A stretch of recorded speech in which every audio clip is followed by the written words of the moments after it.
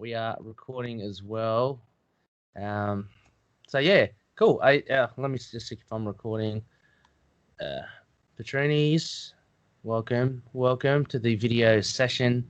As you can see here with Anthony, we're about to hit into our upcoming episode 164. Looking forward to it. This is going to be a first of the kind, Anthony. I've been trying to get something to do with cosplay for a while now, but it's not many people kind of bite, I guess, when asked about it. Well, that's unfortunate. But anyway, well, Anthony's doing some. Yeah, I'm just trying to set up the audio recording on my end, just for backup purposes. So give me just a sec. No worries. I'll vamp here while Anthony's. There you go. It's too quick. I like your rig as well, Anthony. I've got to get a bloody pop filter as well. Oh yeah, well this is a new addition. Not the pop filter. I've had one for a while, but the boom arm on my microphone is nice. So no hits, no vibrations or whatever. Yeah. I mean, if I'm slamming the desk, obviously that could impact. Excuse me. Did those pop filters work, by the way? I mean, they must, but yeah, they definitely do. The one around the actual microphone, does that work as well? Oh, are you talking about like this one? Well, that one, yeah. Because I was thinking, this came with the microphone, I think, and then this came with the boom arm. So I figure, okay. Because I've been anything that helps improve the sound. Yeah. Because I've been looking on eBay, and you can get like these filters, like the cover, the foam that cover the head, but it's only like $2 or $3. It's from China, right? Otherwise, you get the actual screen filters like you've got there, and they're a bit more exy. But yeah, I don't know. I just I want to improve in any way I can. Well, what kind of microphone do you have? I've got I think they're popular for podcasting, the Blue Yeti. The Blue Yeti, yes. Yeah. They're pretty. I mean, for USB connection, they're pretty good, and they sound a lot better than I used to have a Logitech headset. And that was just I didn't know how to start off, and I just used that, and that was all right. But this sounds pretty good. Bit of warmth to the voice. I mean, stop me if I'm wrong. Well, my co-host Doc Issues uses a Blue Yeti, so okay. Yeah, he sounds fine. I mean, and it's all right. I'm an audio type person, so I wanted something better. And then I'm also looking at upgrading to a different kind of microphone because oh, nice. I want to spend more money on this side hustle hobby thing. Well, if you're selling it on eBay, don't tell my wife. Mates rates. That's all I'm saying. Mates rates. All right. I don't. No rush at all. We can keep on. But did you have a chance of looking at the prompt sheet, Anthony? I did. I'm bringing it up right now. Just a second. Again, just framing it. I guess we're just gonna chat. I want to know more about cosplay because it's an interesting thing. I'll try to save all the questions for when we hit record. But yeah, no, it's fine. I can just turn off my microphone and chew my waffles. So it's quiet. Yeah. So we can get started whenever. Okay, and one final thing, just how's the little fella going? How's Super Theo? He's great. He just woke up maybe about a half hour-ish ago. But okay. So he's good. He's walking, chatting up a storm. He's crazy. How about Finn? Yeah, he's good as well. Yeah, chatting, singing, and all that sort of stuff. I saw on Facebook you took a photo of Theo with a receipt, a really long receipt. Yes. CVS is a drugstore here, and they are known for just super lengthy receipts and coupons and stuff. And it's just it was my father got it. It was one $5 item. So the receipt should have been like that long, but then it's $2 off on this, $3 off on this. Good. It's just all the shit that they attached at the end, and you're like, this is ridiculous. So I posted that to Instagram, and I tagged CVS because everybody has a fucking Instagram account these days. I tagged CVS pharmacy in the poster in the post, and they responded, and they were like, you can sign up for digital receipts and save money that way. And I was like, here I am looking to make a joke, and they're like, oh no, we can seriously help you with this. They said, we understood, we heard our customers customers concerns, whatever. We appreciate back, blah blah blah blah blah. Oh, yeah. I mean, it did seem a bit overcompensating. Let's just say that with the receipt. We never get receipts like that, Anthony. Not in Australia.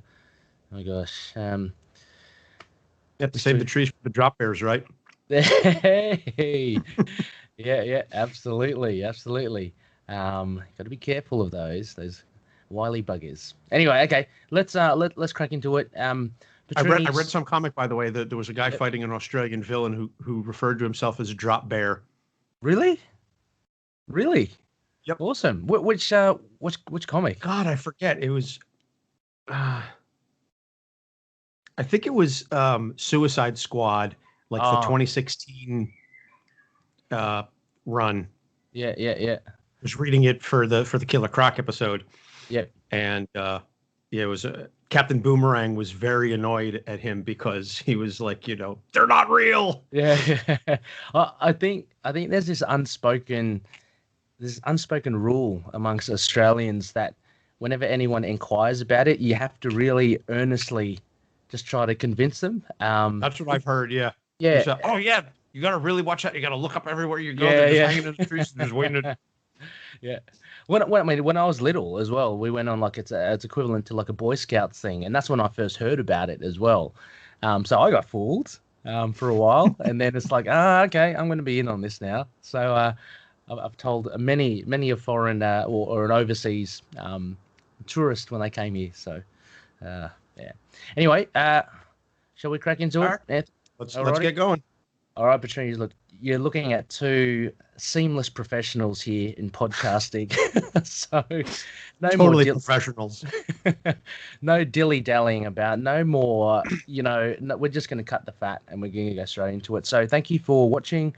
As always, this is available to you exclusively and will come out one day in advance before this episode drops. So Anthony the Waffle Sytko, I'm going to say. Well, actually, I've got a long list here for you. We're going to crack into it. So, Patronies, I'll see you on the other. Oh, and also, Anthony, I always do this. I'm just mindful of your time. So, if you need to go, just let me know.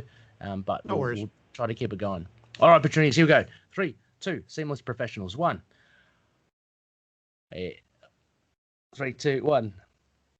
Yes, welcome back, loony listeners. You are listening to Into the Night, the Moon Knight podcast. You are listening to one of the hosts here for this episode tonight. Hi, President Khonshu Ray. Welcome. And I am very pleased to be presenting this kind of new-ish episode for you. It's one that we haven't done before, technically. It's a KHONSHU'S Relics. So this is due to the fact of a first quarter moon in the sky, and we'll be looking at Moon Knight in cosplay, in particular loonies who like to cosplay as Moon Knight.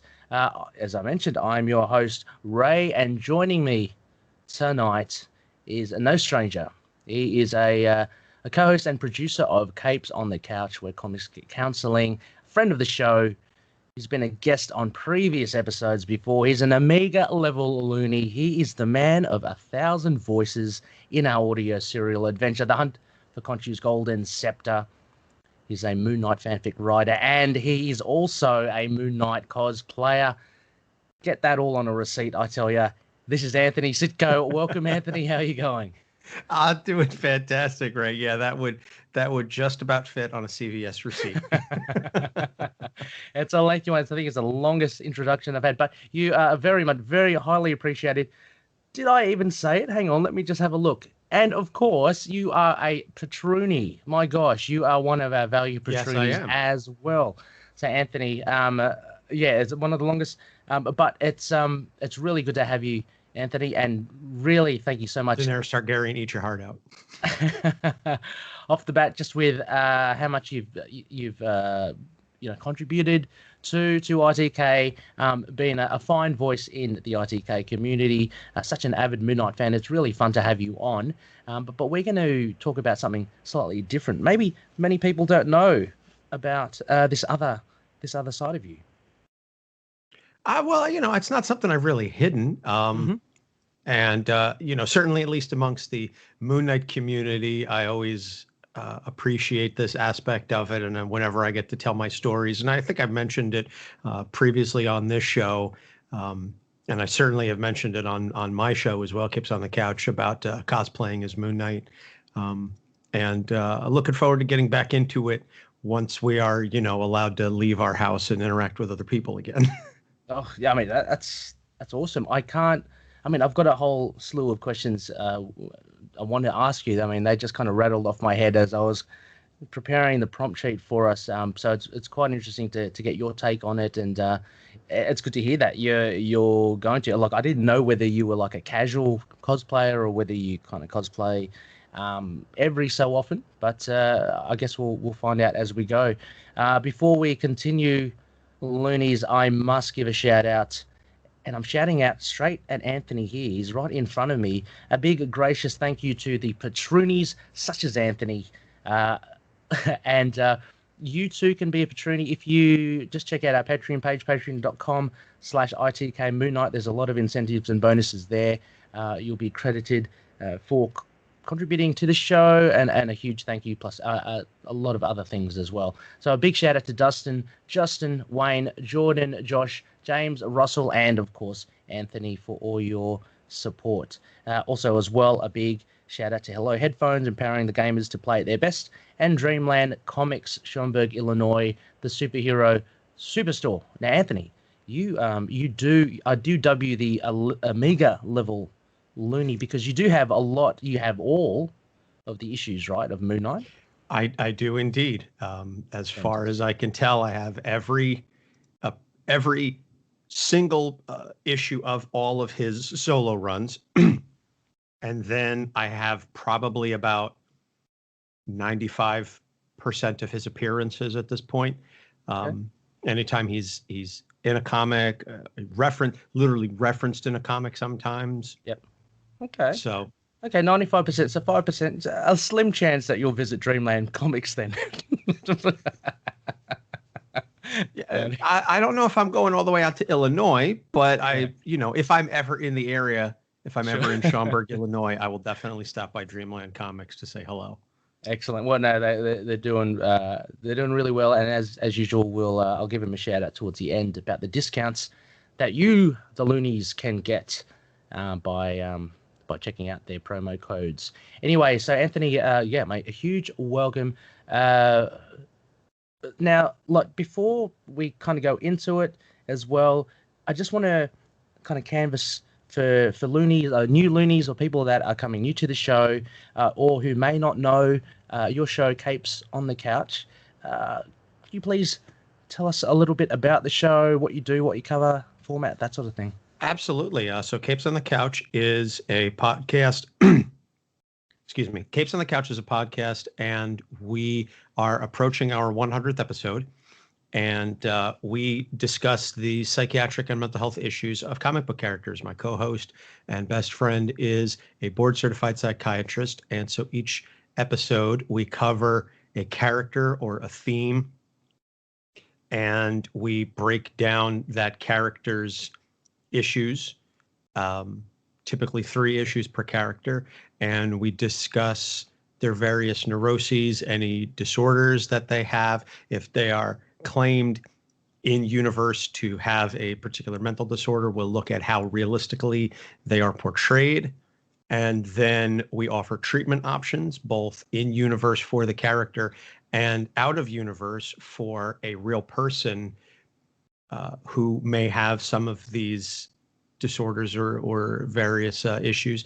And then at the end, we role play a little skit wherein my co-host Doc Issues plays the psychiatrist and I play the patient. Mm-hmm. and we sort of role play a little therapy session for the character. And sometimes they're funny, sometimes they are serious. As I said, we're coming up on 100 episodes, and we're doing an award show. So Cool. if you go to our website, capesonthecouch.live, and you go to capesonthecouch.live/nominees, you can go and vote on a variety of categories.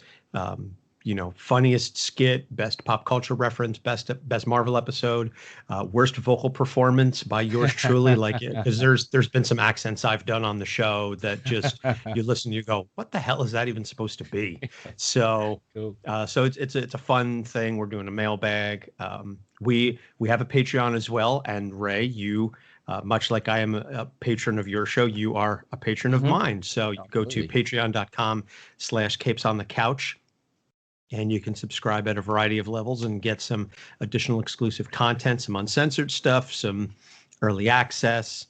And I have mentioned it once or twice on the show, on our show, but I'll tell your folks here, if we hit $100 a month in Patreon subscribers, Doc and I will do a monthly film commentary, much like Riff Tracks or Mystery Science Theater 3000, where we will mock really bad comic book movies, and goodness knows that there are plenty of those to choose from.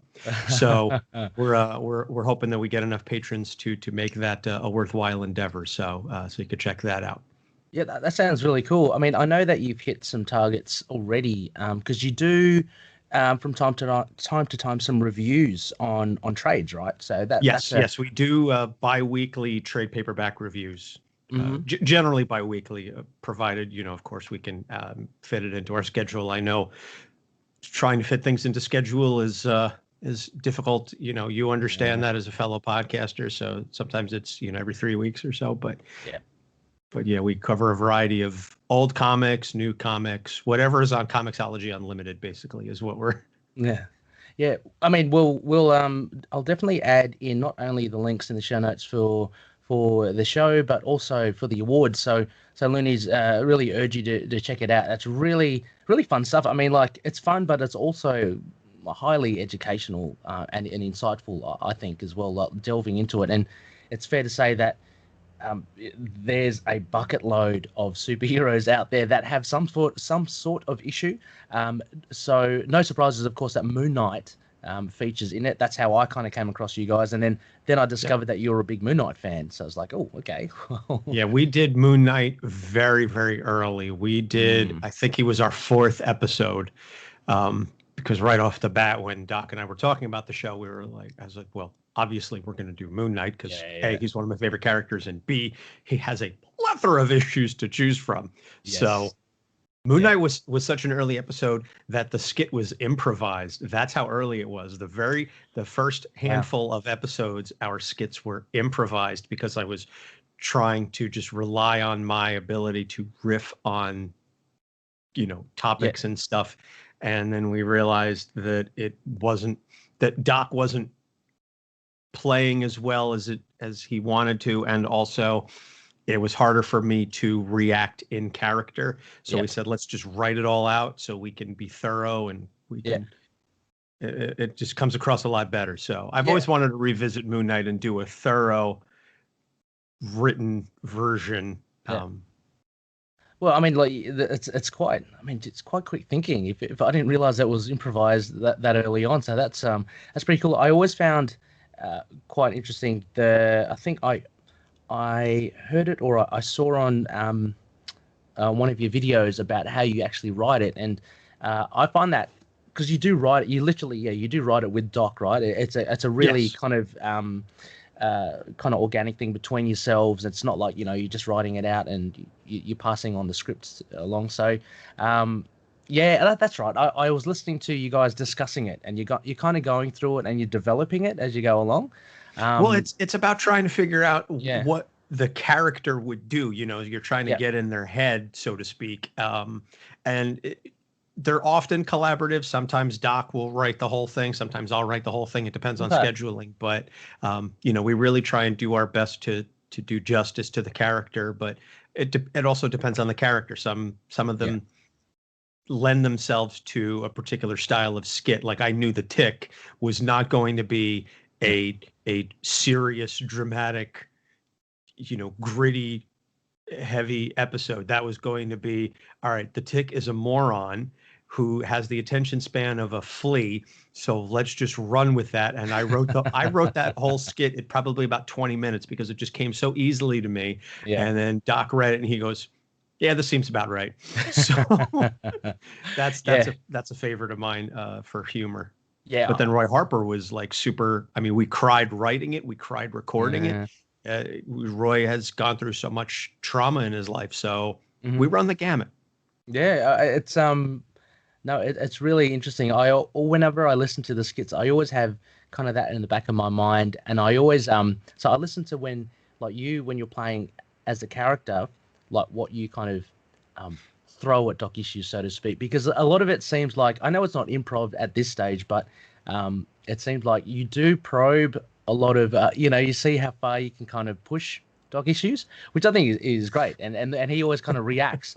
And so I always imagine in my head, so Anthony's passed the script over to Doc, and he's gone, okay, so how am I going to react to this? And so he obviously writes it, but he kind of delivers it in a very natural way. Like it's good that it's amazing that it's a script. Nothing to take away from Doc's acting abilities. It's pretty good. So well, he reads it and reacts like he would normally do that as a psychiatrist, and Doc is certainly, he's got his personality. Like I said, we've been best friends for 25 years at this point. So I know his personality pretty well. And so we play off of each other well, and it gives me an opportunity to flex some acting muscles, some voice acting. We just did Killer Croc. And so, that one took a lot of figuring out to try and get that guttural sound. We did Baphomet, and I did an Irish accent for that one, which I don't know if you're friends with. I Understood That reference. I know of them on there. Yeah, they're Irish, so I just sent them, and so I said, please, let me tell me how good I did. So they said that they're going to re-record the dialogue in their authentic Irish accent and send it to me. So I was like, all right, we're gonna put that up on the show. So it's fun, but that's the joy of podcasting, is that's how we met, and So if we ever do Moon Knight again, we're definitely or we do anything Moon Knight related, I'm gonna invite you and bring you on. And certainly if we do any Australian characters, if we do Captain Boomerang, if we cover an episode on Captain Boomerang, I'm calling you, and you're gonna play Captain Boomerang. Oh no! Look, if there's an Australian character, what we can do, Anthony, I'd love to do it. You play the Aussie, I'll play the American. I'd love to switch accents. Let's see how it all goes. Could be a train wreck, but it'll be a lot of fun. It'll be a fun train wreck if that is such a thing. Yeah. And also, just finally, before we move on, I just want to say as well, like you're saying that Doc Issues for such a long time. That's a lot of the reason why I enjoyed it as well, because you guys don't mind slinging shit at each other. I find it hilarious, but you only get that when you know someone so well. So I think that's really cool, and you guys have a really good rapport. So listeners, definitely check out Capes on the Couch. It's worth a listen. And if you liked, also if you've actually only heard of Anthony, perhaps through our audio serial drama, then that is just a little taster of what Anthony does, because he does the skits every time in Capes on the Couch. That is right. I am the voice of Senor Bob. Sí, cabrón. That is my role. I am Senor Bob. That's it as well. So catch Anthony on Senor Bob. Incidentally, that episode 13, will be coming out hopefully by the end of this month. That's a cracker. I've got Anthony just waiting on one other person to contribute, and it's all guns a blazing there. So very cool fun. Literally guns a blazing. It's not a script. Also, Anthony, before, I guess, again, just a few other things, just want to cover, get your take on anything of note that you're reading over the past, say, week that you'd like to give a shout out, recommendations? I just went to my local comic shop, I guess about 2 weeks ago, and I hadn't been there for like a month. So I had quite a stack to pick up on my pull list. Even though I don't have that many books on my pull list, I have been thoroughly enjoying the Firefly series from Boom Oh. Studios. Greg Pak has been writing that now. It's about, I think they're 18 issues in. And I mean, if you're not a fan of the show, I think it's still an enjoyable comic. But for those of us who enjoyed the show and the movie, he really gets the characters. And so reading the stories, you can hear them in your head. Nice. When they're speaking. I'm not enamored with the current artist who's been working on it for the last at least 6 or 7 issues. It's not my, they're my style. It's not my style. What is it? What's it kind of like? What is it? It's very rough and sketchy. Which, I mean, I can see why they went with this particular artist and why it sort of fits the aesthetic and the story that they're going for. It's just me personally. When it started, it was a little more defined and a little more refined, the look. And then I don't remember the artist's name. And it's at this point, like I said, I'm 18 issues in, so I'm not going to drop it. Yeah. But because I like the characters and I do like the story, but it's just one of those things where I don't know. It's not my thing. Art can turn me off of a book. I dropped the current ongoing Star Wars after the first issue because I said nope.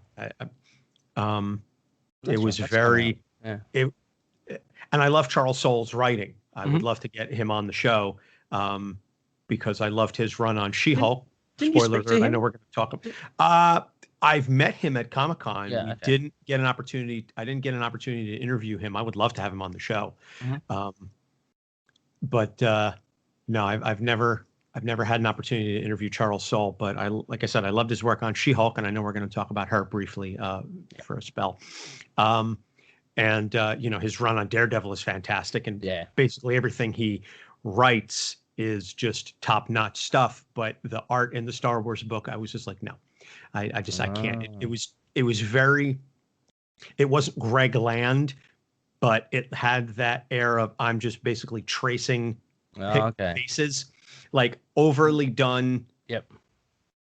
Overly realistic faces just turns me off the artwork.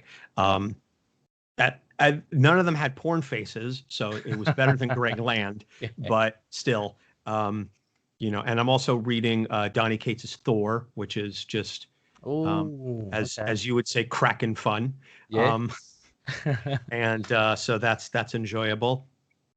Fantastic Four. Oh, nice. Dan Slott, I love him. I've picked up the last several volumes of Fantastic Four, and it's always interesting to see where different writers take the characters. I got the first issue of Empire back when that was, a thing, and then I forgot to pick up the rest of the event book, so I have no idea what the hell happens. And then obviously I'm picking up the current Avengers run with the Age of Khonshu. So, what is your take on that? And Hawkeye Freefall. That would be good. I got the end of Hawkeye Freefall, which was a great short series. Thoroughly enjoyed that one. Yeah, Matt Rosenberg. Really, really good writer. I think he'd suit. I think I've only read issue 1 of that, but I think he suits the tone of Hawkeye. I guess taking a leaf out of the Matt Fraction run. Oh, definitely. It's definitely the Clint down on his luck, screwing everything up and can't get out of his own way, which we talk about in our Hawkeye episode, because we did an episode just on the Matt Fraction run of Hawkeye. But back to Age of Khonshu.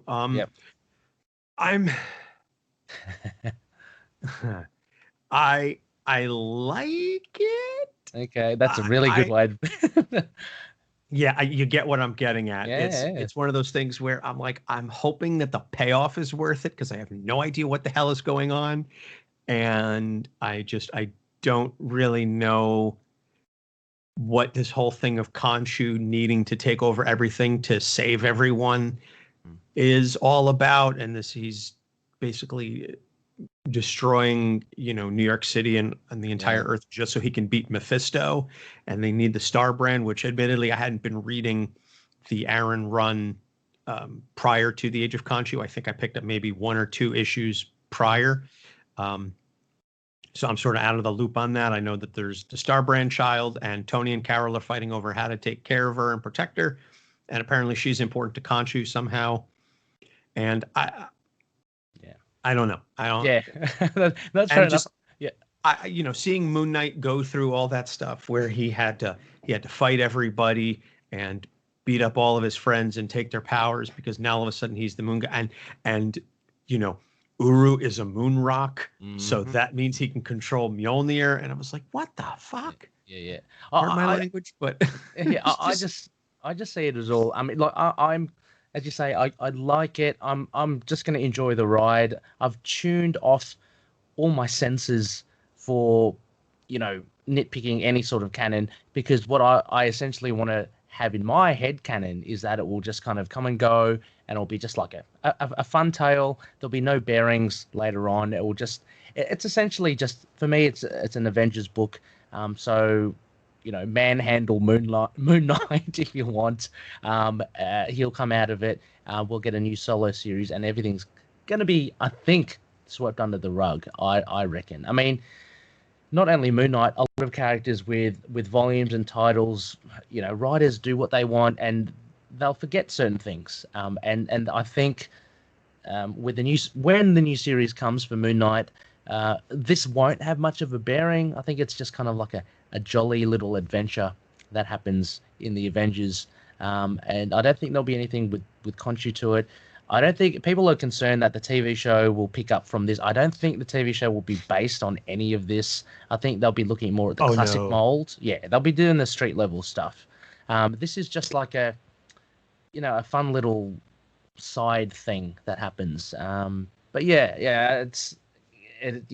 Anyway, I mean, Jason Aaron is very, very smart, and he comes up with really neat ideas, or ideas that you have at the back of your head, and he fully realizes them. Like having Moon Knight as the Ghost Rider, the spirit of vengeance, because they're both vengeful kind of avatars, all that sort of stuff. Anyway, that's cool. It's not all bad. There is some cool stuff. No, it's fun. Moon Knight, Moon Knight with the flames and everything like that. That's just a cool image. Yeah. But the story, like I said, I'm waiting for the payoff. Yeah. Oh, look, I've maybe resigned the fact that even if there isn't a payoff, whatever, it will, it will be a story, and it's enjoyable. It has its merits, but the completionist in me is buying the issues anyway. So yeah. Oh gosh, I might as well read them. Yeah, I was like wondering, should I get them or not? And after reading the first 2 issues, I thought, well, I might get the trade then. We'll see how we go. But, I'm no Amiga level loony Anthony, so that's definitely in your realm. Anyway, let's move on quickly. White noise, no news. Loonies, surprise, surprise. But I just wanted to mention that big news, I think, and I think you'd be quite excited by it as well, Anthony. Speaking of Charles Soule, Tatiana Maslany announced as Jennifer Walters for the She-Hulk TV show. Now, this is cool. I put this in because we surely will be getting some more news about Moon Knight. We got actually more news about Miss Marvel as well, the directors. I unfortunately don't have the names with me, but they've been announced as well, so that's pretty cool. Casting will probably be announced later on. But Moon Knight, what do you think of Tatiana? I have not seen Orphan Black myself. Yeah. I know. I listen. I have a 17-month-old. You've got a young kid. There's only so much time between. I full-time job. Podcasting and everything. And my wife would be very annoyed if I just spent all of my time focusing on. I mean, to be honest, Orphan Black, I only watched like the first 2, maybe got into season 3. All this was pre-Finn. And then since then, I haven't watched anything. So so you get it. So you absolutely get it. It's one of those shows I'm sure I'll get around to. So I've heard nothing but great things. And listen, it's important to me that they embody the character acting wise. I can forgive a little of the aesthetics. as long as they get the vibe. And what I hope is that they make her, fun and no nonsense, take no shit. I would love to see some legal stuff. I personally think, we were just talking about Charles Soule. I think his run on She-Hulk would make a fantastic story just because it is self-contained. It allows for, the addition of other side characters, Patsy Walker, who I know we saw in Daredevil, but she's a big part of it. And I think you can combine the fun and the legal side, and I would like to see at least some fourth wall acknowledgement, maybe not a full breaking of the fourth wall, but Jen is a character that knows she's in a comic book and can certainly have some fun with that. And we did an episode on her too. So she's a very interesting character. Indeed, as well. I've just started to read the John Byrne run on Marvel Unlimited. I haven't read the Charles Soule run. I'd like to read that as well. I'm going to work my way through it because I'm getting amped for this TV show. I know it's a long while. And the Dan Slott run is also very, very fun. Yeah, very super fun. Love that, the Dan Slott run. So I'm hoping that there's a combination of the Charles Soule and the Dan Slott. Fun, lawyery, a little bit of ass kicking. Yep. And and if it leads to A-Force, that'd be pretty cool. If it leads to any other affiliation with any other characters in the MCU, surely they'll have Mark Ruffalo there, of course. I would hope that he would make at least an appearance in the show because you kind of need him to give her the blood transfusion. So in the pilot, hopefully, not dissimilar to maybe Nick Fury and Marie Hill turning up on Agents of S.H.I.E.L.D., something like that. But even actually more intimate because this is Disney Plus. It's literally Marvel Studios backdoor or backyard. So very exciting indeed. I think she'll do a great job of it. She has a huge range. Anthony, Orphan Black. The premise. She plays multiple characters like clones, all different personalities. So she can do drama, action. She can do comedy as well. She's got good timing. And she's got the charm as well, which I think is really important. So looking forward to that. Hopefully we'll get something with Moon Knight by way of casting soon. We've already got the showrunners and the head writer. So from what I understand, all the scripts are done. What? Really? I thought I read somewhere that the head writer said that the writer's room for Moon Knight had, closed, and he had a bunch of. This was like at the beginning of COVID that they had finished all the scripts because it's only going to be like, I think 8 episodes or so. It's it's going to be a short run, as are all of the series on Disney Plus. So they finished the script. So as far as I know, from the way that I read it, the scripts are done. They just have to but they finished it and then COVID hit. So it's kind of put a bit of a pause on the production. And I think they're working on getting the directors. And I'm sure that in the midst of COVID, they're still working on casting. They just don't have any announcements yet. But again, with Tatiana's announcement, I'm hoping that we can get something soon for Moon Knight. WandaVision, they've basically confirmed that's coming out at the end of the year. This year, I know they just went back into production for the rest of Falcon and Winter Soldier, which I understand had been like 80% done before COVID hit anyway. Yeah, I saw. I mean, it didn't reveal much, but I saw a footage Instagram pic with Anthony Mackie with the cigar and everything. No. I saw video of what's his name? Scott Eastwood. Is that him? No, it's not him. It's Russell, the son of Kurt Russell, whoever plays U.S. Agent.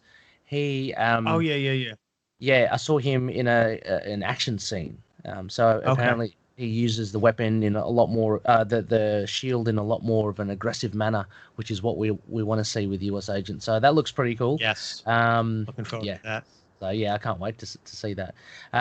So let's hope, loonies, keep our eyes peeled. Let's all help each other. Oliver Jackson Cohen. Yeah. I think it'd be good. I think he would be great as well. It would be a boon if they get him. But I have got my money on either someone that's maybe relatively unknown, or someone in the TV realm already. I think, I don't know. We'll see. No Shia LaBeouf. No, Charlotte, please. So anyway, loonies, let's help each other. Anyone with information, just post it up on our group and on the page, and let's get this kind of groundswell happening. Let's get the interest back, because there has been a bit of a lull with the pandemic.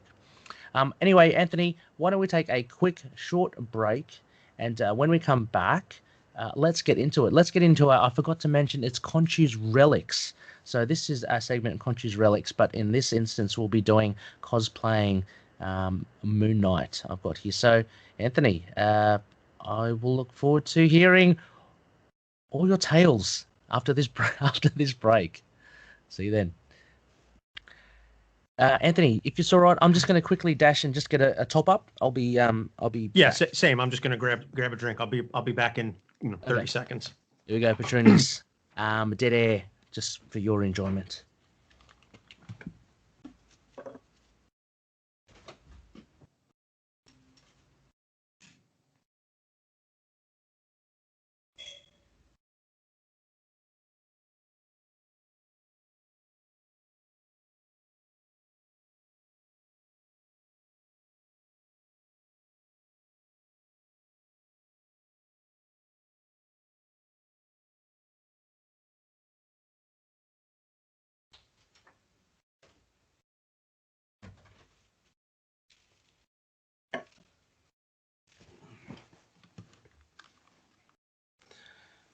Hello again, Patroonies.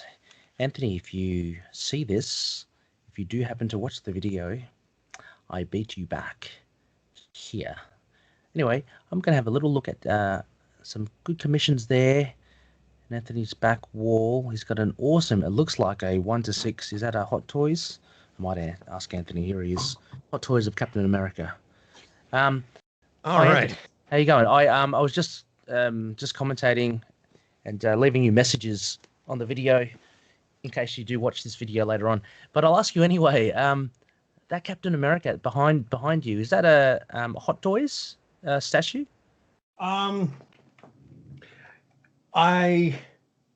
It's not Hot Toys. I don't remember who it is. Maybe Diamond Select, or I think it's a Diamond Select. Okay, it looks very nice. Very nice. It's awesome. Yeah.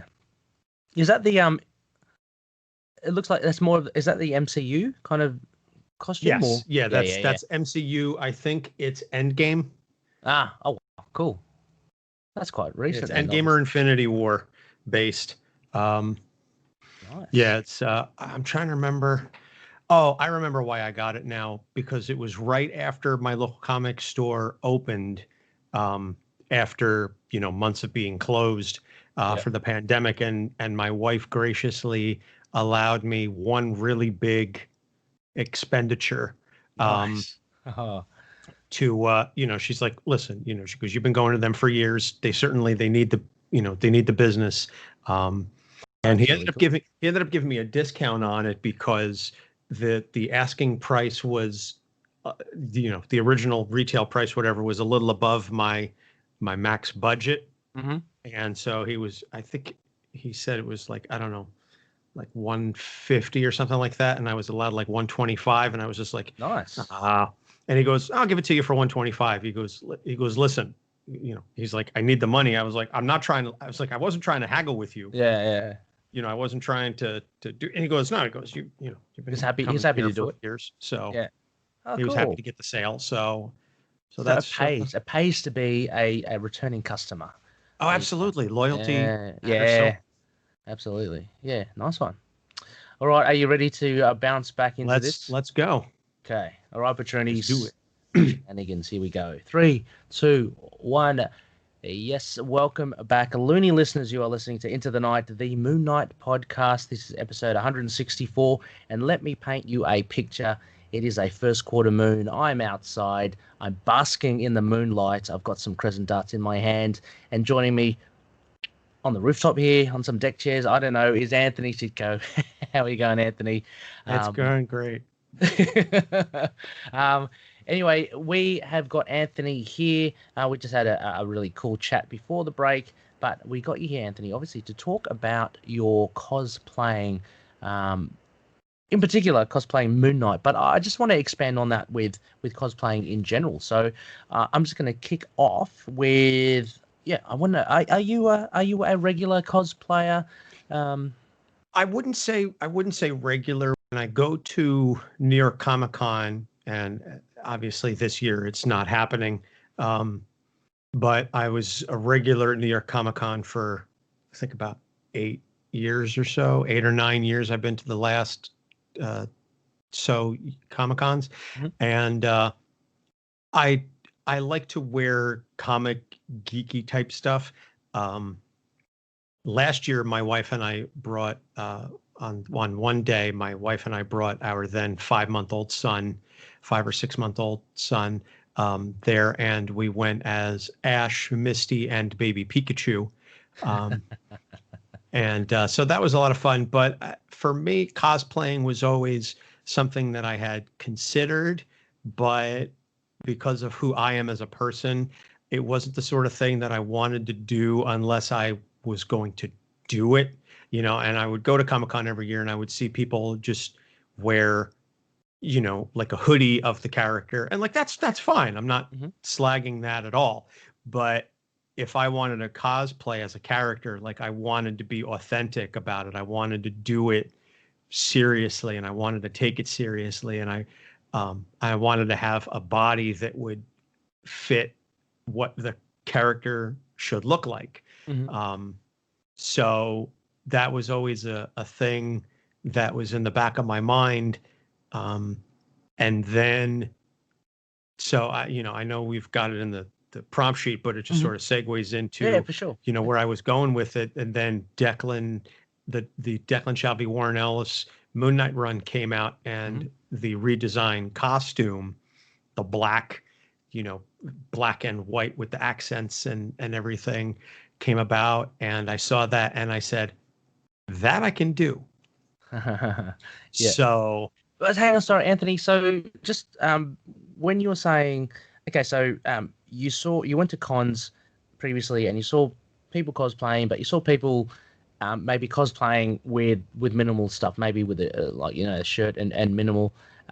But what made you want to take it a step further and actually cosplay? Like, I mean, was there something like going out to the cons year in, year out, just going, I'm starting to dig seeing these people and appreciating those big over the top costumes, or was it some of it is that, just the aesthetic of it, just getting to say like, that's really cool. Like appreciating the handiwork that goes into crafting some of the costumes, authenticity. And, I mean, we talked about it briefly, earlier with like the voice acting and everything that I do, but I love acting. And so the idea of getting to, it's a really specific form of playing dress up and getting to act. And so for me, the thought of cosplaying was just, it's another version of acting for me. Like, because if I was going to cosplay, then I wanted to play the character. So you are in character. Them. So I'm in character, cool. like as Moon Knight. And I've interacted with several people who cosplayed in character, and it was super fun. I think my first or second con I went to, I had a good conversation with somebody who was in character as Deadpool. And so that was an interesting experience, as you can well imagine. And so just the idea, like I said, of cosplaying just always intrigued me from a visual perspective, from an acting perspective. So, and it's something that I am going to do, as I said, again, once we can gather in a group of more than 5 people. Yeah. I know you Aussies have COVID under control, but America, we're just, we've got people going into Target starting, like a mass mob of 20 or 30 people going into Target with no masks on, saying, "Take your masks off, be free." This is the shackles of, they're trying to enslave you with this. And I was just we've got the same. We've got the same here as well, and we've got the same. We've got footage of people having parties, like 100 strong or whatever, and you see it, and so yeah, it's still happening here. It's just we're just smaller scale, but it's still kind of rampant everywhere. Well, we haven't, Melbourne down south is all masks, and they've only got 2 hours outside they're allowed, and they've got curfews, stuff like that. So, but that'd be quite interesting just to interact, I guess, with people at cons as well when they see you, especially in character. I mean, thank God no one's dressed up as Bushmen. Otherwise, we've just got to keep you guys apart. You don't want Anthony coming out. Yeah, I've run into several Moon Knight cosplayers, and and certainly after the Shalvey run, even more so. It's always interesting, like I said, to see the different takes on how they portray the white. White. Everybody always does white. I've never seen anybody in like a silvery sort of thing, even though originally speaking, that's what it was supposed to be. It was supposed to be silver, as you and I well know. Yeah. Like I said, it's just always, it's fascinating and fun because Moon Knight is not a character that gets cosplayed a lot. So, you've run into maybe 2 of them every major convention, whereas you could swing a dead cat and hit 3 Deadpools and 7 Harley Quinns. So and Jokers, I'm sure, as well. But I think the TV show will go a long way in, I think, raising that profile. So you probably see a lot more Moon Knights there. With people actually reacting to you as well. Like there's that anecdote that you alluded to earlier about Declan Shalvey. And for those that haven't heard about it, like he got a photo with you, right? Because he wanted. Yes. So this, like I said, was right after I went to New York Comic Con, which was, God, I think at this point it was probably like 2013 or so, 2013, 2014, whenever it was that his run was finishing up. And so it was like this, I think it was Saturday. That's right. I went on Saturday as Moon Knight. And so I went up to his table, and I had previously gone up to him and I got him to sign a bunch of the books, and I was like, I'm going to come see you again on Saturday. And I got a bit of a surprise, and Declan is such a really sweet guy. And so Saturday I come over to the table, and as soon as I'm walking up, he sees me coming, and he's like, I'm super excited to he doesn't know it's you though, right? No, does? I mean, no, he doesn't remember me, by face. Yeah. But he's super excited to see somebody as his Moon Knight coming towards him. And he comes out from behind the table. And like I said, he's such a sweet guy in his Irish accent. He's like, would you mind if I got a picture with you? And I was like, absolutely. So, and he's like, would you mind pretending to break my wrist? So, I bent his wrist back, and he's like writhing down on the ground. He's like, no. So I posted it to Twitter, and I tagged him in it, and then it got retweeted a bunch of times by a bunch of pros. So it was super fun. And ever since then, he always remembers me, whenever because he's at New York Comic Con every year. And every time I come over, because I always inevitably have some book for him to sign. And he's always like, you're the guy that cosplayed as me, right? And I said, yes. Yeah. Oh, really? Nice. My so, so he remembers me. Like I said, just a really, really awesome guy.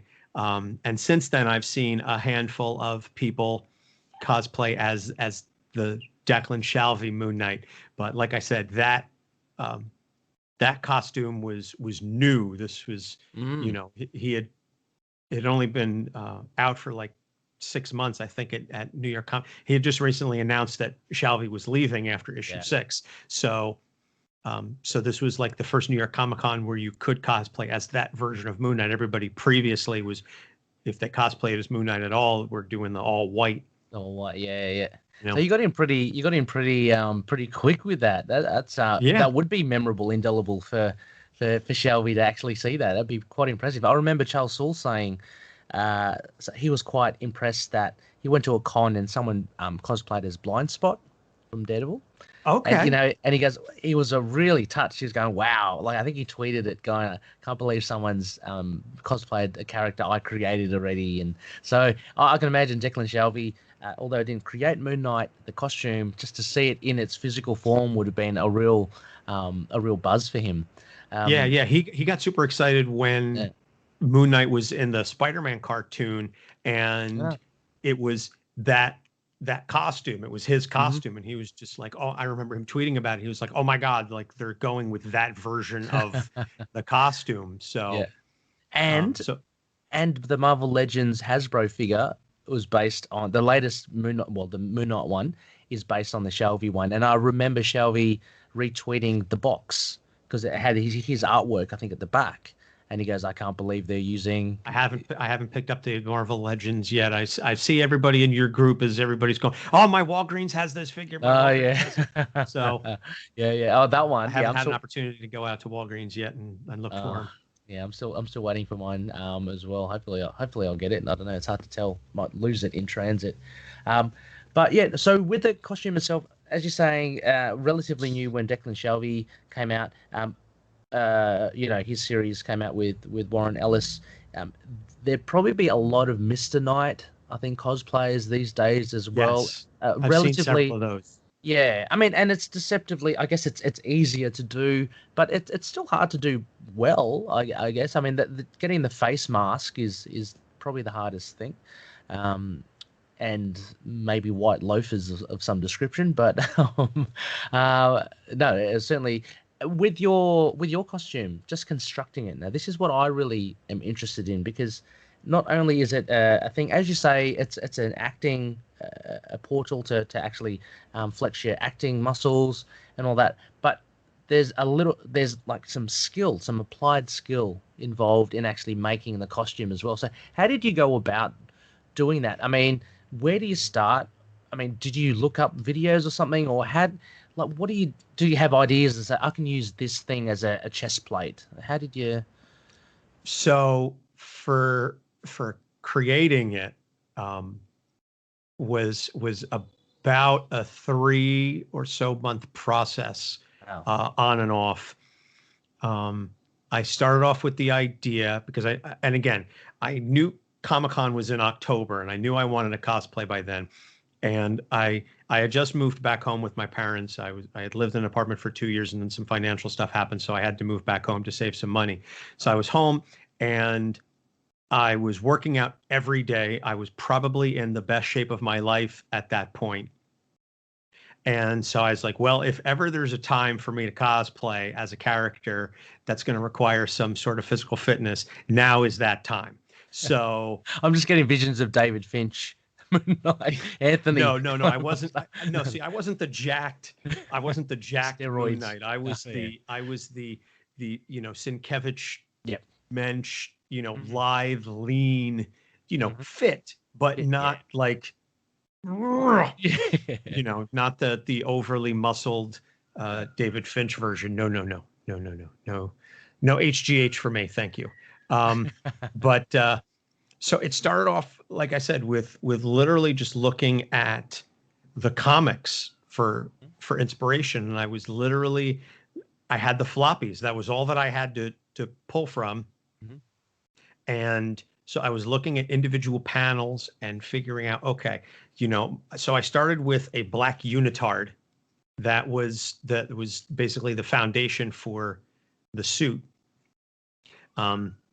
Because I said, all right, I'm going to make it black, and then I can put the white accents and the armor, so to speak, over the top of it. And my mother is very crafty. She's been crafting for years. She, sews, knits, works with beads. She did all sorts of stuff. So, so she and I looked at the comics and said, all right, what can we do to make these, the overlays and the chest plate and the shins and, the gauntlets on the wrist and so on. And so we came up with, I think it's like 1/4-inch foam. Mm-hmm. And so you can cut it, and then you heat it to mold it to a particular shape that you want. and then you glue that onto the unitard. So that was a sort of a trial and error process, trying to figure out what would work best, what would, look appropriate, what looked realistic. Again, for the chest pieces, and trying to figure out, all of the little crescent shapes and how to get the crescent shapes and also mold them around my arms and my legs. The side where there's like this crescent along the side of the hip. That was kind of a challenge to try and figure out how to mold it around my ass. And then the cape was a fun exercise in craft measurements and trying to figure out, how we were going to attach it to the neck, and then how long we wanted it to be, and how to get it sort of billowing around. Yeah. I mean, that's a really, I wouldn't say like a make or break, but that's an important aspect and a really hard thing to do, because what I'd imagine is in the comics, the cape and the hood kind of always look pretty cool, but in reality, trying to get that happening would be a very difficult thing, right? There is a surprising amount of math involved in cosplay, and it's funny because now we're in the time of year where I go and I look back every day on my Facebook memories. And so I see pictures of like some of the making of, the in progress stuff that I had been posting. And I was like, man, I remember that. I remember that time. It was a fun time. And then the hood, similarly out of the cloth, and then the mask itself was fairly straightforward. There's just a black balaclava, basically, full. How did you do the eyes like that? The eyes were there was a screen material that we used, so we cut it. I basically used. I looked up basically how to make like Spider-Man mask eyes, and then just cut it to the appropriate shape that I wanted it, and then I put like a little bit of the white foam, I think, around the eyes, just to sort of frame it. And then while we're talking, I'm actually going into my my pictures so I can see how comfortable was it, like walking around in it? It wasn't bad. It wasn't bad at all. Because I'm thinking like the foam, the molded foam around you. Did you have to be careful? I mean, obviously you can't go doing massive strides, I reckon, I think, unless of course it's quite sturdy. Well, like I said, it's something that it was a unitard, so it was fairly comfortable. I had underwear on underneath, so so I'm looking at the pictures now. The thing that I don't want to say regret, but whatever, is if you look at the original, if you look at Declan Shalvey and you look at the footwear that Moon Knight has, the way the shoes were, or the way his footwear was made, there's like a front part that's white, but then the midpoint of the foot to the heel and everything is black. And so I was like, I don't really know how to make that look accurate, because I wanted to make it look like it stepped off the page. And the only thing that I could find that looked appropriate was Crocs. That's what I was about to say. So I wore fucking Crocs for the Moon Knight cosplay. And that is to this day something that I'm like, I wish I could have found something else.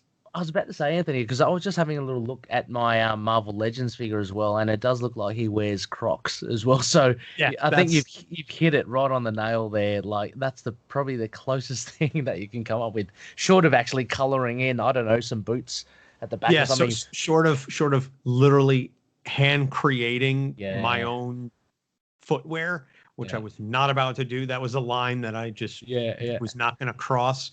It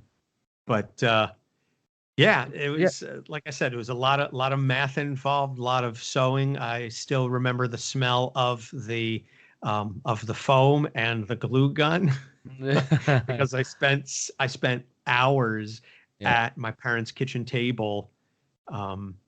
You know, my parents' kitchen table was covered in my cosplay for months on end because we were just like, well, we'll just eat dinner in the living room, then watching TV, which we mostly did anyway. But I was just like, I'm sorry, I need the space. To work on the cosplay. And I mean, I was single. I didn't have a kid then, so that was how I spent my free time. You know. So did you have did you have like accessories like weapons and stuff? Did you? I had I think I had velcroed. I had some crescent darts along the hip that I could pull off. You know, they had a little piece of velcro on them, so I could pull them off and throw them, you know, if I so chose. But for the most part, that was it. Yeah. Oh, and did I have something else? Did I have? Do you have a staff or a truncheon?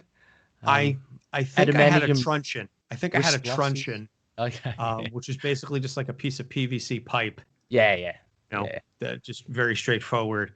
But yeah, no staff, because I don't think they would have allowed me into the Comic-Con with that, or they would have had to put, you know, there's all restrictions on weapons and stuff. So I wanted something very, very simple and basic. So I mean, we don't have like big conventions over here, but we do have a couple every now and again. This is again pre-COVID. And I remember on the news once they pulled up a guy.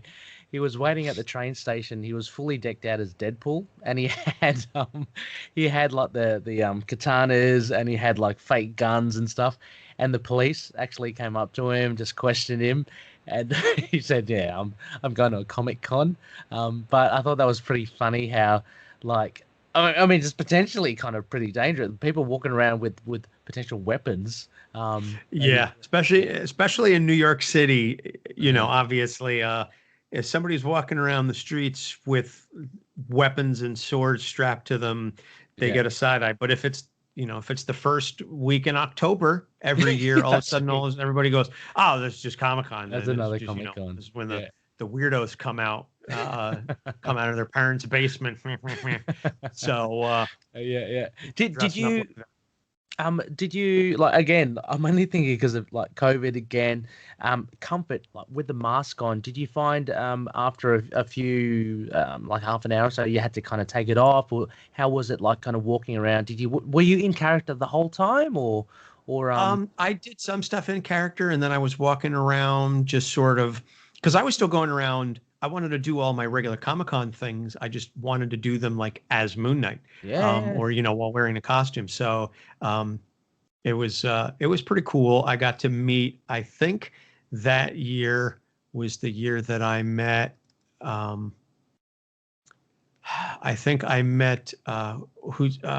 Jim Starlin. Oh, wow. Jeez. Yeah, he was there. I got him to sign the Infinity Gauntlet story. Nice. Awesome. Wow. Holy moly. So it was 2012. It was 2012. So so I got to, was it 2012? Was that the year? 2012. No, I'm sorry. No, 2013. It was 2013. Okay. Yeah. Yeah, I'm sorry, 2014. I'm sorry. I'm looking through my pictures now. I met Doug Mensch that year. Oh, cool. How was he? He was at the Marvel booth. I only got to meet him like very, very briefly. Okay. So it wasn't anything that I got to spend a lot of time with. But I met Jim Starlin as Moon Knight, so that was cool. Yeah. And like I said, I'm looking through my photos now, and I do see somebody else, a picture of somebody else dressed as the Shalvey Moon Knight. So we got our picture taken together. Oh, okay. Wow. I'll send them to you. So okay. Can we post? Can I post them? To the, yeah. I've met Bill Sienkiewicz as Moon Knight. That's awesome. Far out. I'd love. I think I met Brian Michael Bendis as Moon Knight, or I met him that year, but I did not have him sign the Moon Knight run. Yeah. All right, Brian. I think I'll take a hard pass. Thank you. Thank you. I'll get excited for you. Hmm. No, no, I no. had him sign something else because I was just, Oh, he's Daredevil, who's fantastic. Daredevil. Spider Woman's fantastic as well. Um, yeah. So with other cosplayers, like again, my knowledge is very limited, but I'm only going off the back of the Australian Comic Cons we have here. Um, is there any provision for cosplayers to convene during the convention? And because they have that over here, there's like a pre-meet thing, I think, where they open the invitation to cosplayers to, they're all meeting at this particular place. You can kind of like meet other cosplayers. Is that the same over there, or? They do have a lot of that. Yeah. You know, in New York Comic Con, there's always cosplay contests. Marvel has a big at their booth. They always have a big cosplay contest, which I entered as Moon Knight. So that was fun. I don't remember who won, but they basically have you come up on stage and. So you went up on stage as well? Oh, I got to go up on stage. Cool. Yeah, I was waiting in line with a guy who basically he went as Matt Murdock.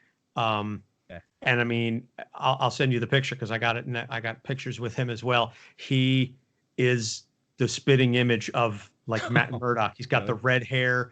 He had the sunglasses, the cane, the whole bit. This was pre Netflix, right? So he's doing the comic version of Matt Murdock. Yeah, this was 2014. I think Daredevil had maybe season 1 had come out. Oh, was it? Okay, right. Jeez. Or it was about to come out. So yeah. Maybe it was Charlie Cox. No, it wasn't Charlie Cox, Okay. but no, it was super fun. But so I got to go up on the Marvel stage, and so they give you like 15 seconds, whatever, to do anything. So I go up there, and I throw a couple fists, and then I start looking around, and I remember like grabbing my head and going like, nice. Khonshu! No. So actually, sort of racked with psychoses or whatever. Actually, Khonshu would be I don't know. Have you seen any bird skull people like? Oh yes, not in wow. person, but I have seen people dressed. I have seen like pictures of people online cosplaying as Khonshu with the skull. I saw somebody cosplay as from issue 3 or 4 of the Shabby Run where Moon Knight is decked out in the bones and the skull. Wow. I saw somebody cosplay as that Moon Knight. I was Holy like, moly. fuck, that's amazing. I was like, that's dedication right there, son. Cool. That's nuts. I mean, like realistically, it works in a comic book, but like to see that, like that'd be really hard to pull off. My God. Yeah, exactly. So that's one of the things where, even for the show, I'm like, I wonder what they're going to do to make the costume look realistic. Cause I think they've done an amazing job in the MCU so far of translating costumes to something that works, that doesn't look stupid, and cartoony. Yeah, look, I'm going to give it. Even the Netflix series, I thought got it very well done. Netflix was. Daredevil stuff. Daredevil's costume's awesome. And that was admittedly the only real costume. If you count the season 2 with Iron Fist, we did get the yellow mask, but albeit in like a blast from the past kind of flashback thing. But that would be that would be really cool. I want to give a shout out to one of the other loonies we've had on the show as well, Caden Batera. He's a filmmaker. He has done a second fan film. It's actually on the Prowler, Hobie Brown, but it has Moon Knight in it.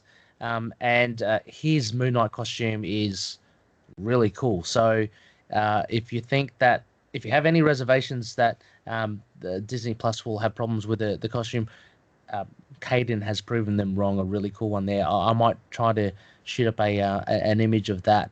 Really, really good stuff, and it's a classic one as well. I think it's with slight modifications, a bit of armor here and there. But really, really good stuff. So I guess also as well, Anthony, just asking. So was this your first cosplay as Moon Knight? Yes. Yeah. That was the first cosplay. Yep.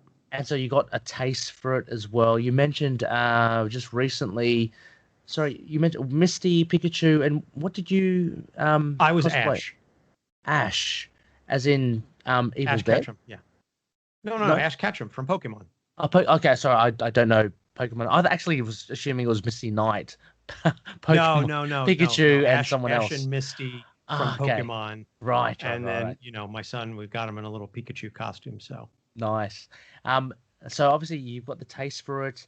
Um, apart from Pokemon, what other cosplays would you love to do if you had the opportunity? oh my goodness. I would love to do Captain America is my other favorite character. Um, Which there's so many versions though. Which version? yeah, I know. I, I, I mean, I think the MCU version is probably, Mhm. easier to pull off just from a design standpoint, but I'd love to try and see if I could do something comics accurate. I would really have to bulk up for that. Cap The Wolf? other, Cap Wolf? Is that just throwing it out there? I don't think I'll be going as Capwolf, although I'm fairly certain if I did go as Capwolf, I would be the only Capwolf cosplayer at that Comic-Con, potentially in history. The other fun idea that I've had, and this is like semi-obscure, is I don't know how familiar you are with the comedian Eddie Izzard. Eddie Yes, Izzard. yes, yeah. He does the whole bit about Darth Vader on the Death Star in the Death Star canteen, and Okay. it's hilarious. Anyway, somebody did put a Lego version like of Darth Vader. They took his skit and then they made a stop motion video with Legos to the soundtrack. So they're sort of playing it out, with Darth Vader talking to this hapless Death Star canteen worker. And I would love to cosplay, and this is like totally obscure, and I don't know how many people at the con would even get it, but as a Lego Darth Vader with a name tag that says, "My name is Jeff," and walk around with a lunch tray, a wet lunch tray, just to see like the 3 people at the convention that would understand that reference. I was about to say, surely there would be someone there that I'm would. sure somebody there would be like, "Oh my God, you're Jeff Vader. That's Jeff Vader. He's head of catering." No. I'm Darth Vader. I can kill you with a thought. For I'm the Dark Lord of the Force, which is very strong within me. I could kill you with this lunch tray. I could hack at your neck until the little bits of blood come out. It's a hilarious bit. Go check it out on YouTube. Nice. That would be the inspiration for an obscure, because that's who I am as a person. I want to go obscure. And then see if there's anybody there that gets it. Somebody the one year at Comic-Con went as Snowflame. And I don't know if you're familiar with the character Snowflame. He was from, I want to say Teen Titans. Very controversial character. He only made an appearance in one issue. This is like 1982, 83. Pretty sure this is like pre-crisis. He gets powers by snorting cocaine. I'm not making that up. I'm not making that up. Snowflame. Wow. Snowflame. He gets he's like he worships some like Central American or South American god, and he gets his powers from cocaine. Wow. And so somebody went to Comic-Con as Snowflame, and every time somebody recognized them, like they went like, "I have the power," or something like that, like whatever it was, like they snorted a line off their hand and like went into a rage, and I was like, holy shit, this is nuts. But like I said, something like that where you just like you want, I don't know, I would love to get obscure stuff that like nobody cosplays as. It would be a buzz for you and for them, I think, because can you imagine, like, if you happen to be a fan of, say, Snowflame, to see someone just walk through the door, you just be going, awesome, like I'm not alone, all that. So, it's like Arrested Development. There are dozens of us, dozens. Another just random one I would love to do would would be Macho Man Randy Savage. Highly recognizable, I reckon. So yeah, that would be pretty cool. And I remember one year I went to Comic-Con and somebody was cosplaying as the Macho Man, and they were in character, like the full, like I'm talking full blown. They had the cape, they had the scepter, the crown, the whole thing, and with the tassels and stuff. And they're, oh yeah, that's right. Yeah, it's the Macho Man. Snap into a Slim Jim, dig it. So that I remember him. That would Far be fun. out. That would be fun for me to do. Yeah, I would need to be in very incredible shape. And talk about cocaine. I mean, you know, I'd have to snort half a kilo just to get the energy needed. Yeah, the cream rising to the top. I could probably supply you the sunnies, but that's probably about it for that costume. That's awesome. No, I mean that's great. Any chance of revisiting Moon Knight in the future, perhaps? I have the costume. It is still. We vacuum sealed it, and I still have the costume and the Crocs. The Crocs, for better or worse. And so they're up in my attic right now. Maybe if I ever get back into shape, I don't know what the shape of the costume is at this point. Like I said, we vacuum sealed it. It's been sitting in a bag for years now. So maybe I might revisit the costume, or I might do a different take on the Moon Knight costume, or maybe Mr. Knight. I don't know. I don't know. Like I said, we'll see. When the Depends pandemic, on what time and finances. Yeah, exactly. And like when the pandemic kind of like eases, restrictions ease, and the show comes out as well. You know, you're gonna have to carry that torch there, Anthony, and wear it. Nothing says kicking ass like a pair of Crocs as well. So, so polish those bad boys. That's the first time that sentence has ever been uttered in the history of the English language. Yeah. So just shine those bad boys and slip them on. That'd be pretty cool. No, Anthony, a huge thank you for sharing with us your cosplaying experience. I'm glad to hear that there's many more, that sounds like, in the future. And potentially of Moon Knight as well. So absolutely keep us in the loop if there are any more developments. Even if you do the Randy Savage, I'd love to get that in and around our ITK group. Make it happen. No, but a huge thank you for sharing everything with us. Yeah, no problem. It's a joy as always. Love talking to you guys. Anytime, and if we're ever going to do another one of those like sidekicks episode where we kick you out and we absolutely rank, I know we ranked the artist whenever you want us to come back and to do another train wreck of a shit show. And I was about to say I might have to sit in on this one, if only just to keep tabs on you guys. But no, that's all right. That was a shit show and a half. Oh, that was fun. I laughed all the way to work on that. So that was really cool. Look. Before we mentioned on the top of the show as well, where can people find you on Capes on the Couch as well? Where's the best way to contact you and catch the show? Well, our show is available on pretty much every podcatcher. I just got word we are now on the Amazon Music. I know that they just added podcasts, and my distributor allowed sort of a one-click, so you can find us now on the Amazon. But we're pretty much wherever you find podcasts, that's where we are. Just do a search for Capes on the Couch. Our website is capesonthecouch.live. You can go there and you can check out all of our episodes coming up on 100. We are on Facebook, Instagram, and Twitter at Capes on the Couch. Very active on Twitter, fairly active on Facebook, working on the Instagram part. That's the one that we are least active on. We have a Discord server as well, and I know that you do as well. So you can find our links pretty much in the show notes. The link to our Discord server is in the show notes to all of our episodes, so you can check that out. We have a Patreon, patreon.com/capesonthecouch. We have a TeePublic as well. So if you go to teepublic.com, you can search for Capes on the Couch and you can find t-shirts, cups, everything with our logo. We've got a couple of different available options there. Ooh, I did see some designs at one of the, I don't know if it's like a new one now, but it came out recently. You had a redesign of your of Capes on the Couch. A friend of yours, did the graphic design? Yes, yes. Emily, who is the daughter of Kate, the host of Ignorance Was Bliss, which is another fantastic show. Emily is a graphic designer, and she designed us. Why?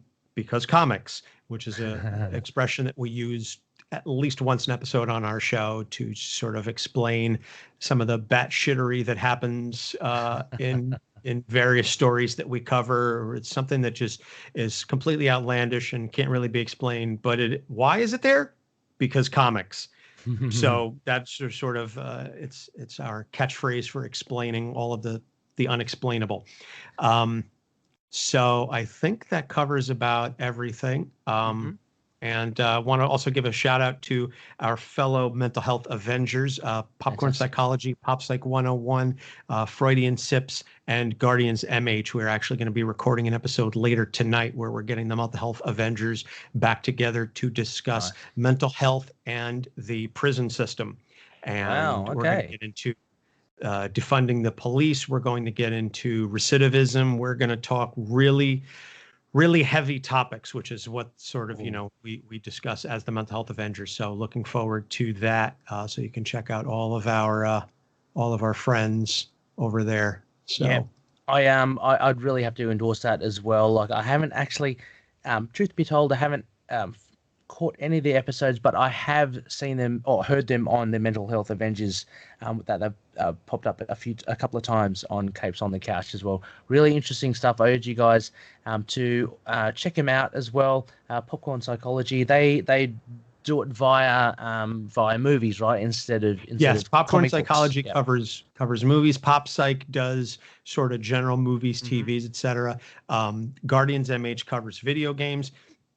And Freudian Sips doesn't cover pop culture so much. They just more cover general psychology, but it's a mother-daughter combo. They're both therapists, and they're just a hoot and a half to listen to. So yeah, I love it. I love the fact that it's tied into pop culture because a lot of people obviously are very invested in pop culture, into what they like, their fandoms as well. And why not take it that step further and delve into, I guess, deeper subjects. So so check them all out as well. Again, everything will be in our show notes as well, and you can access things via the Capes on the Couch show notes too. So a big thank you to Anthony for joining. It's been a hoot. You can also catch Anthony as well. A last little shout out on our upcoming audio serial drama, episode 13, The Hunt for Khonshu's Golden Scepter. I think it's subtitled APEP is Coming. It's I can't remember, but it's a hoot. It's going to have Anthony in there as Senor Bob, and a couple of other characters there, Cold Case, Geronimo, and Serpent Mike. We'll see what happens to these guys that have been running around in the safe house, getting away from the agents of Set. So a lot of fun. You can catch Anthony there, as well as obviously Capes on the Couch, and go check it all out. I'm gonna have a doozy trying to choose which death. Oh, actually, hang on. Sorry, I shouldn't say anything. Anyway, which of the options you've given me, Anthony? That's all I'm saying. Anyway. Next phase, Loonies, episode 165. We are returning to a new comic book review, Avengers 36. That will be, I think it's part 4 of The Age of Khonshu, written by Jason Aaron, drawn by Javier Garron. Keep your eyes peeled out there. I'll hopefully have a co-host to help dissect this baby and see how we go with the second last part of this arc. So that will be next week on 165. Forget about the Phase of the Moon. It's a new book, so a new comic book. So we're doing that. Finally, Patroonies, as always, or Patreon members, please consider becoming a Patreon. Please consider becoming a Patreon member or a Patroonie. Patreon.com/ITK Moon Knight. Check it all out. Some bonuses and incentives there. You too can catch Anthony and I go grabbing a refreshment. it's well worth your while. Actually, having said that, it doesn't sound like that at all. Anyway, no, it's a lot of fun, a lot of bonus content. Sponsored by also Hello Headphones, as I said at the top of the show. Please use code ITK Moon Knight to get 10% off their online store. Go pick up yourself another pair of headphones. Or check out Dreamland Comics. Use the code MOON and get a big 20% off your back issues if you want to top up your Moon Knight collection. If you want to get your obscure Moon Knight appearances or cameos, go check out Dreamland Comics. They're the ones for you. Also, affiliate members, Entertainment Earth. See if you can get your Walgreens Moon Knight from there. I don't know if you can, but there's a whole lot of other great stuff there as well. I've got my eye on Spider-Man, the animated series figures, which look really good indeed. And finally, the Collective. We're part of the Collective. Please check out not only Anthony's show as well, the Capes on the Couch. They are Collective adjacent, of course, but also check out the other shows such as EMP, Earth's Mightiest Podcast, or I Am Your Target Demographic on YouTube, or of course our good friends Inner Demons, a Ghost Rider podcast. And of course you can catch us or contact us. We'd love to hear from you. Let us know if you're a cosplayer as well. Let us know if you have had any fun anecdotes cosplaying, meeting any of the industry greats, or actually interacting with other cosplayers. Email us on itkmoonnight@gmail.com. We're also on Facebook on the page, and we have a group. We're on Twitter, Instagram, YouTube, Discord, Get Vocal. We have a website. As mentioned, we're on Patreon, and we're on Podchaser as well. Speaking of Podchaser, if you want to leave a review, please be so kind as to do so on Apple Podcasts or on Podchaser. It just helps us get out there a little bit more. Once again, Anthony, a huge thank you. You've got a big day ahead. It's the start of the day for you. It's the end of the night for me. Yeah, it's always interesting and fun chatting with you, literally across the other side of the world. And God bless technology for letting us do this. But You need some sleep. Frankly, I do too. I did not sleep that great last night. My son slept through the night. It wasn't his fault. Oh, good. Okay. It was just brain weasels. Brain weasels. So, restless thoughts, stuff like that. I don't know, restless legs. Eve has restless legs, my partner. So I thought I'd just share that. I don't know why. Anyway, a big thank you, Anthony. My wife snores, so I get it. Let's share with our loonies. As always, mate, Khonshu, watch over the denizens of the night. Catch you later. Cool. Thank you, Anthony. Really thank you. I'm going to save this waveform, and then how do you want me to get it to you? Well, like, what format do you want it in? Because right now it's just saved as a wave file. Look, I don't mind. Actually, MP3 is fine as well. I'm not too fussed with that. MP3 would be cool. Otherwise, if you can chuck the WAV in a Google Drive or something, I can pick it up. Okay, yeah, I could definitely do that. Yeah, I will get that up right now.